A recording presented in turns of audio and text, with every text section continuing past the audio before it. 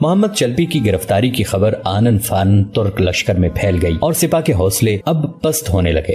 شام سے پہلے جنگ کا فیصلہ ہو چکا تھا۔ ترک لشکر بری طرح ہزیمت اٹھا چکا تھا۔ 4000 ترک فوجی گرفتار کر لیے گئے تھے اور بہت سے شہید کر دیے گئے تھے، اور اس طرح شہاب الدین پاشا کے بہادر لشکر کو ہونیاڈے کی کثیر الملکی فوج کے ہاتھوں ایک عبرتناک شکست ہوئی تھی۔ ہونیاڈے نے ترک لشکر کو شکست دی تو اس کے حوصلے مزید بڑھ گئے اور اس نے ترکوں کا تعاقب کرتے ہوئے سلطنت عثمانیہ کے شہر صوفیہ پر قبضہ کر لیا۔ چند دن بعد کوہ بلقان کو عبور کر کے فلپوپولس پر حملہ کرنے کے لیے تیار ہوا تو ترکوں نے پھر مقابلہ کیا، لیکن اس مرتبہ بھی ان کو شکست ہوئی۔ عیسائیوں کے لیے اب میدان خالی تھا۔ مسلسل فتوحات سے ان کی ہمتیں بڑی ہوئی تھیں۔ سلطان مراد خان ابھی تک کونیا کی مہم سے واپس نہیں لوٹا تھا۔ اس نے اپنے لشکر کی شکست، اپنے علاقوں کی تباہی کا حال ایشیائے کوچک میں سنا اور جلد از جلد واپس لوٹنے کی تیاری کرنے لگا۔ ہونیاڈے رومیلیا اور وادی بلقان کو تاخت و تاراج کرنے کے بعد سلطنت عثمانیہ کے دارالخلافہ ادرنا کی جانب آسانی سے بڑھ سکتا تھا۔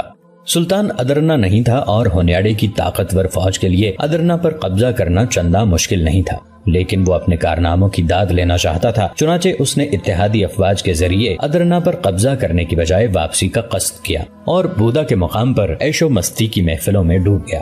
قاسم ان حالات سے بالکل بے خبر تھا۔ چنانچہ مارسی اور قاسم کے اہل خانہ کی حالت بہت پتلی تھی۔ طاہر قاسم کی گمشدگی سے اس قدر پریشان ہوا کہ بالآخر ایک روز وہ قصر سلطانی تک جا پہنچا۔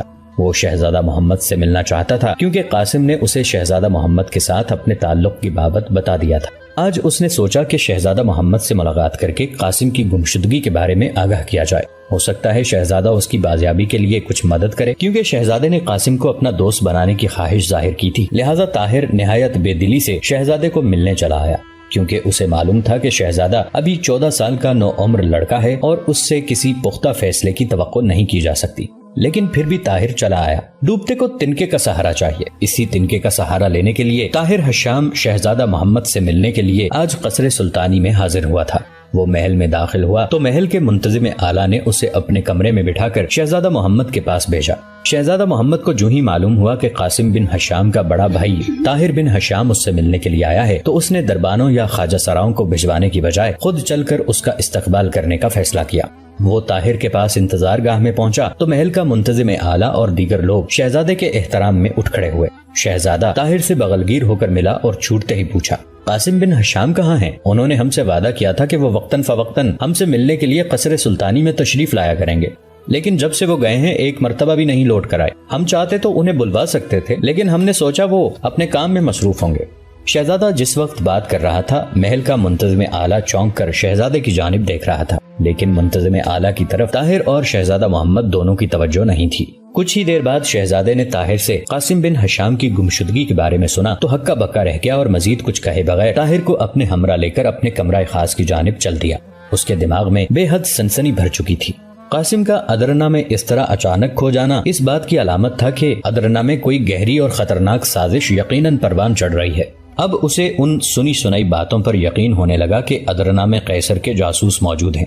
اس نے اپنے کمرے میں پہنچتے ہی طاہر سے پہلا سوال کیا، قاسم آج سے کتنے روز پہلے غائب ہوا، اور یہ بھی بتائیے کہ آخری مرتبہ وہ کس طرف جانے کے لیے گھر سے نکلا تھا؟ طاہر نے ایک ٹھنڈی سانس لی اور کسی قدر جھجکتے ہوئے کہا، آخری مرتبہ قاسم اپنی بھابھی کو یہ بتا کر روانہ ہوا تھا کہ وہ قصر سلطانی کی جانب جا رہا ہے۔ آج اسے گھر سے نکلے ہوئے تیسرا ہفتہ ختم ہونے کو آیا ہے۔ پہلے تو ہم یہ سمجھے کہ اپنے کام کی نوعیت کی وجہ سے وہ گھر نہیں آ سکا ہوگا، اور پھر ہمارے گھر میں ایک اجنبی شخص یہ پیغام چھوڑ گیا کہ قاسم سلطان سے ملنے کے لیے قونیا کی جانب جا چکا ہے۔ چند دن قبل مجھے یہ معلوم ہوا کہ قاسم قونیا کی جانب نہیں گیا بلکہ وہ ادرنا سے باہر نکلا ہی نہیں، تو مجھے تشویش ہوئی۔ میں نے سوچا کہ قصر سلطانی میں حاضر ہو کر شہزادہ محمد سے مدد کی درخواست کی جائے۔ نو عمر شہزادہ پورے انہماک سے طاہر کی باتیں سن رہا تھا اور ہر جملے کے ساتھ اس کی حیرت بڑھتی جا رہی تھی، خصوصاً جب اسے یہ معلوم ہوا کہ قاسم آخری مرتبہ قصر سلطانی کی جانب آیا تھا تو شہزادے کو اور بھی زیادہ حیرت ہوئی۔ اسے یوں لگا جیسے قاسم اسی سے ملنے کے لیے آ رہا تھا۔ اچانک اس کے ذہن میں ایک خیال آیا اور اگلے لمحے اس نے کمرے کے دروازے پر موجود خادم کی وساطت سے محل کے منتظم اعلیٰ کو بلوا بھیجا۔ اب شہزادہ طاہر سے کوئی بات نہیں کر رہا تھا بلکہ پریشانی کے عالم میں کمرے کے فرش پر ٹہل رہا تھا۔ کچھ ہی دیر بعد محل کا منتظم اعلیٰ اجازت لے کر کمرے میں داخل ہوا۔ اس کے چہرے پر کسی قدر تجسس کی رمق تھی۔ وہ اندر داخل ہوا اور مؤدب انداز میں ایک جانب کھڑا ہو گیا۔ شہزادہ محمد نے منتظم اعلیٰ سے دریافت کیا، علی خان، آج سے 3 ہفتے قبل شاہی سراغ رساں قاسم بن حشام ہم سے ملنے کے لیے محل میں حاضر ہوئے تھے، لیکن وہ ہم تک نہیں پہنچے۔ آپ اس سلسلے میں ہمیں کچھ بتا سکتے ہیں؟ شہزادے کی بات سن کر علی خان کے چہرے پر خوف کے سائے نظر آنے لگے۔ اس نے کانپتی ہوئی آواز کے ساتھ جواب دیا، شہزادہ حضور، آج سے 3 ہفتے قبل قاسم حشام یہاں آئے تھے، لیکن آپ سے ملنے کی بجائے شہزادہ علاؤالدین کی خدمت میں حاضر ہوئے تھے، اور شہزادہ علاؤالدین۔ محل کا منتظم اعلیٰ کچھ بتاتے بتاتے رک گیا۔ اس کے انداز گفتگو نے شہزادہ محمد کے ساتھ ساتھ طاہر کو بھی چونکا دیا۔ ضرور کوئی بات تھی جسے بتاتے ہوئے علی خان ڈر گیا تھا۔ اچانک شہزادہ محمد گرجا، علی خان، رک کیوں گئے؟ ہمیں بتاؤ کہ قاسم بن حشام بھائی جان سے ملنے کے بعد کہاں گئے؟ ڈرو مت، تمہیں جو کچھ معلوم ہے سچ سچ بتا دو۔ اب طاہر کا دل زور زور سے دھڑکنے لگا۔ خدا جانے علی خان کیا بتانے والا تھا۔ شہزادہ محمد اور طاہر کی نگاہیں علی خان کے چہرے پر گڑی ہوئی تھیں۔ اچانک علی خان نے گلا صاف کیا اور بتایا کہ شہزادہ علاؤالدین نے قاسم بن حشام کو ادرنا میں نقص امن پیدا ہو جانے کے ڈر سے سلطان معظم کی آمد تک شاہی زندان میں نظر بند کر رکھا ہے۔ شہزادہ محمد کے لیے یہ خبر غیر متوقع تھی۔ اسے تو یہ معلوم تھا کہ اس کا بڑا بھائی ولی عہد سلطنت ہے اور سلطان کی غیر موجودگی میں احکام جاری کر سکتا ہے، لیکن اسے یہ توقع نہیں تھی کہ اس کا بڑا بھائی قاسم بن حشام جیسے کھرے اور مخلص مرد مجاہد کو نظر بند کر دے گا۔ اسے کچھ سمجھ نہیں آ رہی تھی کہ کیا کیا جائے۔ ظاہر ہے شہزادہ علاؤالدین شہزادہ محمد سے بھی بڑا تھا اور با اختیار بھی۔ طاہر بن حشام کی حالت بھی غیر تھی۔ اسے تو سرے سے کچھ معلوم ہی نہیں تھا کہ شہزادہ علاؤالدین نے کون سے نقص امن کا خطرہ ظاہر کیا۔ طاہر اور شہزادہ محمد ایک ہی انداز میں سوچ رہے تھے کہ قصر سلطانی کے منتظم اعلیٰ علی خان نے انہیں چونکا دیا۔ شہزادہ حضور، دراصل شاہی سراغ رساں قاسم بن حشام نے خطیب مغرب ابو جعفر کو گرفتار کر لیا تھا اور یہ شک ظاہر کیا تھا کہ یہ شخص ادرنا میں قیصر کے جاسوسوں کا سرغنہ ہے، اور آپ تو جانتے ہیں کہ شہزادہ علاؤالدین خطیب مغرب ابو جعفر کی بہت عزت کرتے ہیں۔ شہزادہ علاؤالدین کا خیال تھا کہ قاسم بن حشام نے ایک معزز آدمی کو گرفتار کر کے ادرنا میں نقص امن کا خطرہ پیدا کر دیا ہے۔ یہی وجہ ہے کہ انہوں نے قاسم بن حشام کو نظر بند کر دیا۔ اب شہزادے نے اطمینان کی سانس لی، کیونکہ اسے واقعے کی حقیقت معلوم ہو چکی تھی۔ اس نے اسی وقت اپنے بڑے بھائی کو ملنے کا فیصلہ کیا اور علی خان کو جانے کی اجازت دے دی۔ اب وہ شہزادہ علاؤالدین کے پاس جانا چاہتا تھا۔ اس نے طاہر بن حشام کو مہمان خانے میں انتظار کرنے کے لیے بٹھایا اور خود شہزادہ علاؤالدین کے کمرہ خاص کی طرف بڑھ گیا۔ شہزادہ علاؤالدین کے لیے محمد کی بات بچگانا تھی۔ اس نے شہزادہ محمد کی بات سن کر کہا، سلطان معظم کی واپسی سے پہلے میں اس نالائق سراغ رساں کو نہیں چھوڑ سکتا۔ اگر خدا نخواستہ سلطان کی عدم موجودگی میں ادرنا کے اندر بغاوت اٹھ کھڑی ہوئی تو اس کا ذمہ دار کون ہوگا؟ شہزادہ محمد اس بات سے مطمئن نہ ہوا۔ اس نے احتجاج سے بھرپور لہجے میں کہا، برادر ذی وقار، آپ یہ کیوں نہیں سوچتے کہ اس نوجوان کو خود سلطان معظم نے ادرنا میں ہونے والی سازش کا سراغ لگانے کے لیے شاہی سراغ رساں مقرر فرمایا ہے، اور آپ کی وجہ سے اس کا کام تعطل کا شکار ہو گیا تو اس کی ذمہ داری کس پہ ہوگی؟ شہزادہ محمد کی بات علاؤالدین پر ذرا بھر بھی اثر انداز نہ ہوئی، بلکہ اس نے پہلے سے بھی زیادہ سخت لہجے میں کہا، محمد، تم ابھی بچے ہو، تمہیں کیا معلوم یہ شخص قاسم بن حشام حقیقت میں کون ہے؟ ہمیں خطیب مغرب ابو جعفر نے بتایا ہے کہ یہ شخص گزشتہ تہوار میں اچانک نمودار ہوا اور آن کی آن میں سلطان معظم کا دل جیت لیا، اور پھر جب سلطانی لشکر قونیہ کے لیے روانہ ہو گیا اور سلطان معظم نے خود اس شخص کو اپنے ہمراہ چلنے کا حکم دیا تھا تو اس نے بہانے سے کام لیا اور یہیں دارالسلطنت میں رہنے اور کسی اندیکھی سازش کا قلع کما کرنے کی بات کر دی۔ اس پر سادہ لو سلطان معظم نے اس مشتبہ شخص کی بات مان لی اور اپنے ہمراہ میدان جنگ میں لے جانے کے بجائے یہیں ادرنا میں چھوڑ دیا۔ تم جانتے ہو کہ ابو جعفر ہماری سلطنت کے پرانے وفادار ہیں۔ یہی بات قاسم بن حشام کو کھٹکی اور اس نے ہمارے وفادار ابو جعفر کو گرفتار کر لیا۔ ہمیں جو ہی بہرام خان نے اس گرفتاری کی اطلاع دی، ہم نے ابو جعفر کو رہا کرنے اور قاسم کو گرفتار کرنے کا حکم دے دیا۔ تم مطمئن رہو، میں نے جو کچھ بھی کیا ہے سلطنت کے لیے کیا ہے۔ چند ہی دنوں میں سلطان معظم کی واپسی ہونے والی ہے۔ سلطان معظم کے آتے ہی ہم تمام حقیقت حال ان کے سامنے بیان کر دیں گے۔ شہزادہ محمد نے اندازہ لگا لیا تھا کہ ابو جعفر اس کے بھائی کو پوری طرح اپنے شیشے میں اتار چکا ہے۔ اس نے سوچا کہ شہزادہ علاؤالدین اس کی کوئی بات نہیں مانے گا اور سلطان کی آمد سے پہلے کبھی رہا نہیں کرے گا۔ یہی سوچ کر وہ خاموش رہا اور اپنے بھائی سے اجازت لے کر چلا آیا۔ اب اس کے ذہن نے کچھ اور سوچ لیا تھا۔ وہ تیز تیز قدموں سے چلتا ہوا مہمان خانے کی جانب آیا اور آتے ہی قاسم کے بھائی طاہر کو اپنے نئے منصوبے سے آگاہ کیا۔ اس نے طاہر سے کہا، شہزادہ علاؤالدین کو ابو جعفر اپنے شیشے میں اتار چکا ہے، لہٰذا ان سے کوئی توقع نہیں کی جا سکتی کہ وہ آپ کے بھائی اور ہمارے دوست قاسم بن حشام کو سلطان کی آمد سے قبل رہا کر دیں۔ لیکن ہمیں اندیشہ ہے کہ قاسم بن حشام کی نظر بندی کے دوران سلطنت کے غدار کام کر جائیں گے۔ آپ ایک تکلیف کیجئے، اپنے لیے بھی، سلطنت کے لیے بھی اور ہمارے لیے بھی۔ شہزادہ محمد اتنا کچھ کہہ کر خاموش ہو گیا تو طاہر نے کہا، آپ جو کچھ فرمانا چاہتے ہیں بے فکر ہو کر فرما دیجئے، میں آپ کے ہر مشورے کو بسر و چشم قبول کروں گا۔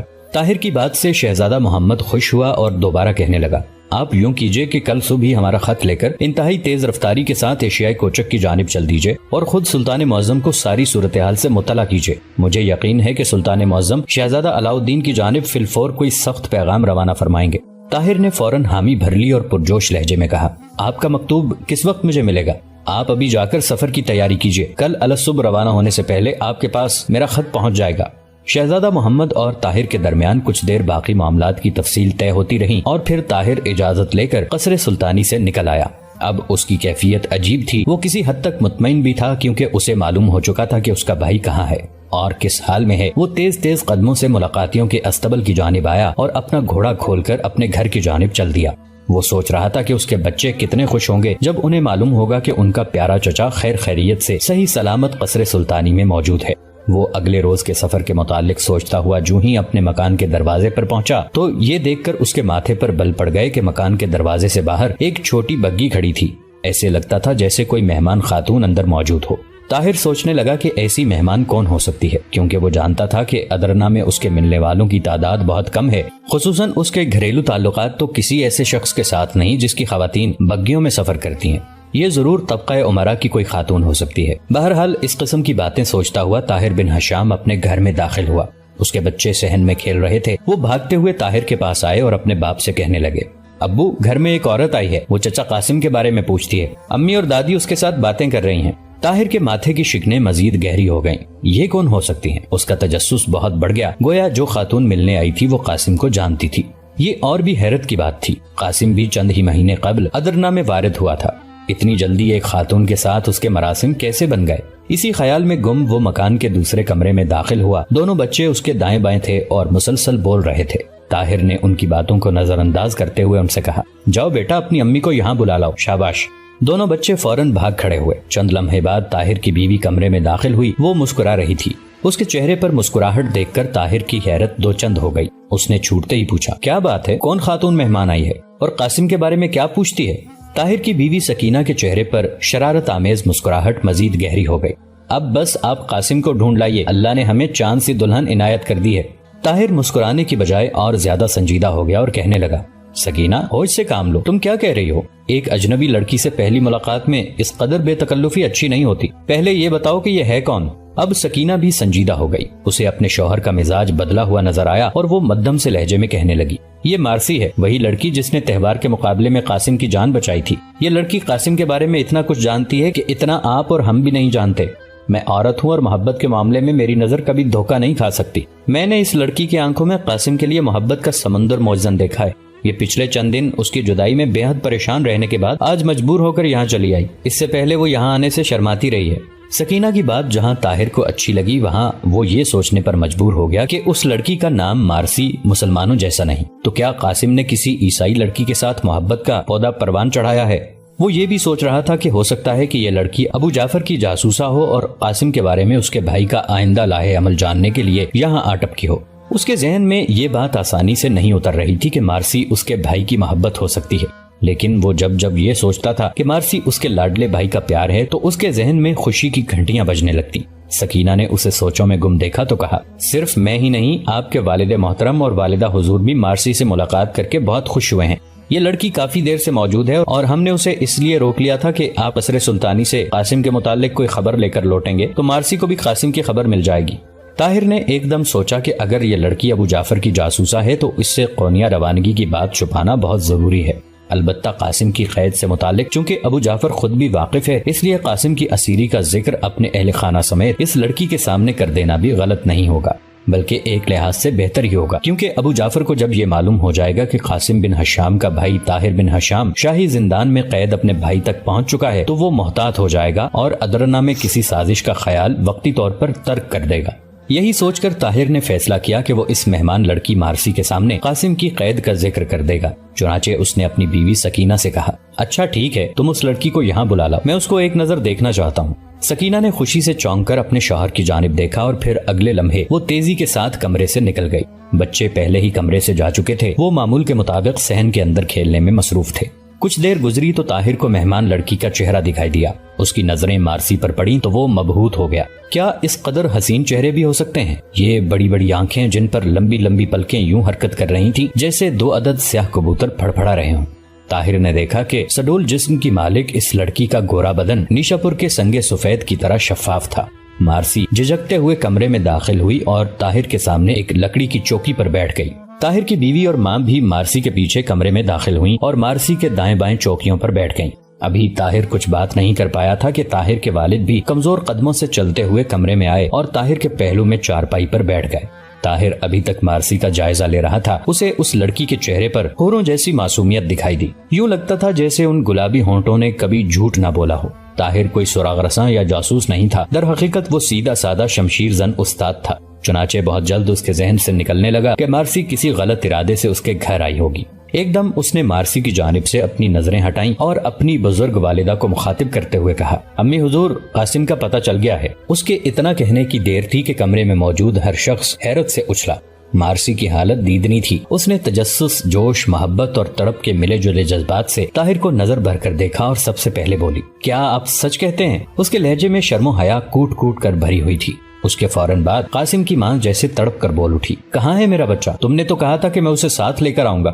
طاہر کی بیوی نے بھی اسی قسم کی بات کی اور کہا، اس کا مطلب ہے کہ ہماری بہو مارسی کا پیر ہمارے گھر میں خوش بختی کی علامت ہے۔ آج ہی مارسی ہمارے گھر میں آئی اور آج ہی قاسم کی اطلاع مل گئی۔ سب سے آخر میں قاسم کے والد نے سنجیدگی سے پوچھا، کیسے پتا چلا؟ کہاں ہے قاسم؟ کیا سلطان نے اسے کسی مہم پر بھیجا ہے؟ یہ حشام کی آواز تھی۔ اپنے دور کا یہ مایا ناز پہلوان حشام بن عدی تھا۔ طاہر سب کی بات سننے کے بعد کسی قدر ڈھیلے انداز میں کہنے لگا، نہیں ابا حضور، سلطان نے تو قاسم کو بہت اہم مہم سونپی تھی، لیکن سلطان کے بڑے بیٹے شہزادہ علاؤالدین نے قاسم کو خطیب مغرب کے کہنے پر پچھلے 3 ہفتوں سے نظر بند کر رکھا ہے۔ طاہر کی بات سن کر مارسی اپنی جگہ پر ہل کر رہ گئی، تو گویا ابو جعفر نے اپنا کام کر دکھایا تھا۔ مارسی کو تسلیم کرنا پڑا کہ ابو جعفر ایک مجا ہوا اور جہاں دیدہ شخص ہے۔ اس نے مارتھا سے کہا تھا کہ وہ بہت جلد قاسم کو اپنے راستے سے ہٹا دے گا۔ مارسی یہی سوچ رہی تھی کہ ابو جعفر نے اپنا قول پورا کر دکھایا۔ ادھر طاہر اپنے والد کو واقعے کی تفصیل بتا رہا تھا۔ اچانک طاہر کے ذہن میں کچھ خیال آیا اور قاسم کا واقعہ ادھورا چھوڑ کر مارسی کی جانب متوجہ ہوا۔ محترمہ، آپ کے بارے میں میری بیوی سکینہ نے مجھے جو کچھ بتایا ہے وہ میرے لیے ناکافی ہے۔ اگر آپ برا نہ مانیں تو ازراہ مہربانی اپنا اور اپنے خاندان کا تفصیلی تعارف کروا دیں تو میرے ذہن سے کبیدگی دور ہو جائے گی۔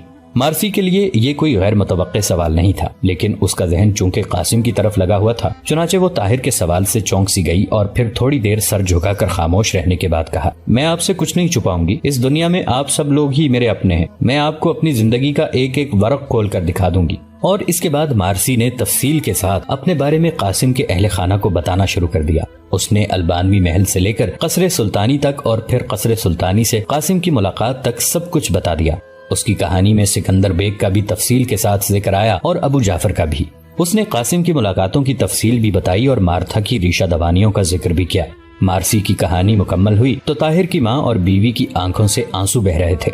طاہر اور اس کا باپ اپنی جگہ پیار بھری نظروں سے مارسی کو دیکھ رہے تھے۔ طاہر کی ماں اپنی جگہ سے اٹھی اور آگے بڑھ کر مارسی کو سینے سے لگا لیا۔ مارسی کی موٹی موٹی آنکھوں سے ٹپ ٹپ آنسو گر رہے تھے۔ سکینہ نے بھی آگے بڑھ کر مارسی کو پیار دیا اور کہا، میں تو کہتی ہوں تم اب یہیں رہو، کیونکہ تم اپنے گھر میں اپنی ماں مارتھا کے پاس بھی محفوظ نہیں ہو۔ خدا نہ خواستہ تمہیں اگر کچھ ہو گیا تو ہم قاسم کو کیا منہ دکھائیں گے؟ سکینہ کی بات ابھی پوری نہیں ہوئی تھی کہ حشام بول اٹھا، دیکھو بیٹی، تم نے سب کچھ سچ سچ بتا کر ہمارے دل میں اپنے لیے بہت زیادہ جگہ پیدا کر لی ہے۔ یہ جان کر تو مجھے اور بھی زیادہ خوشی ہوئی کہ تم اسلام بھی قبول کر چکے ہو۔ میں تمہیں نصیحت کرتا ہوں کہ تم اپنا نام بھی مسلمانوں والا رکھ لو۔ مارسی نے چونک کر قاسم کے والد کی بات سنی اور پھر شرمیلے لہجے میں کہا، تو پھر آپ ہی میرے لیے کوئی اچھا سا نام تجویز کر دیجئے۔ آپ جو نام تجویز کریں گے میں وہی اپنا لوں گی۔ اب حشام اپنی ہونے والی بہو کے لیے نام سوچ رہا تھا۔ کچھ دیر بعد حشام نے کہا، ٹھیک ہے بیٹی، ہم نے تمہارے لیے ایک نام تجویز کر لیا ہے۔ سب نے چونک کر حشام کی جانب دیکھا تو اس نے مسکرا کر مارسی کا نیا نام پکارا، غزالہ۔ حشام کے منہ سے مارسی کا نیا نام سن کر مارسی سمیت سب لوگ بہت خوش ہوئے۔ یہ بالکل صحیح نام تھا۔ مارسی کی غزال جیسی خوبصورت آنکھوں کے لیے یہی نام مناسب تھا۔ جب سکینہ نے مارسی کو غزالہ کا مطلب بتایا تو شرم سے اس کا چہرہ سرخ ہو گیا۔ وہ محسوس کر رہی تھی کہ عرب نوجوان قاسم بن حشام کتنے پیار سے اس کا یہ نام پکارے گا۔ قاسم کے گھر میں مارسی کئی گھنٹے تک رہی۔ شروع میں اس کا رازدان کوچوان اکبر مکان سے باہر موجود رہا۔ ہمارے اس چینل کو سبسکرائب کر کے نیچے موجود بیل آئیکن کو بھی ضرور کلک کیجیے گا۔ اگلی ملاقات تک کے لیے ہمارا اور آپ کا اللہ نگہبان۔